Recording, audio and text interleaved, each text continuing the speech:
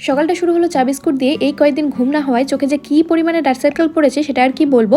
এরপরে ব্রেকফাস্টটা সেরে নিলাম অ্যান্ড চলে গেলাম রান্নার প্রিপারেশন করতে, কারণ মাসি আজকে সেই দায়িত্বটা আমাকে যাই হোক বানানো হবে চিকেন চাপ। তো ম্যারিনেটের দায়িত্বটাই আমাকে যেহেতু দিয়েছিল, তাই ব্রেকফাস্ট সেরেই আমি চলে এসেছি সবার আগে ম্যারিনেট করতে। এত বড় বড় ছিল লেগ পিসগুলো যে আমাকে আগে ছুরি দিয়ে কেটে নিতে হয়েছে যাতে মশলাগুলো ভালো করে ঢোকে।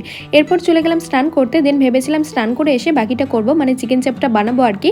এরই মাঝে মার এতটা শরীর খারাপ হলো, মানে প্রেশারটা এতটা ফল্ট করলো যে উঠে বসতেই পারছি আর কি। হয়ে গেল আমার মার পাশে সারাদিন বসে থাকতে হলো। চিকেন চাপটাও আর আমি বানাতে পারলাম না, তাই তোমাদের সাথে শেয়ার করতেও পারলাম না।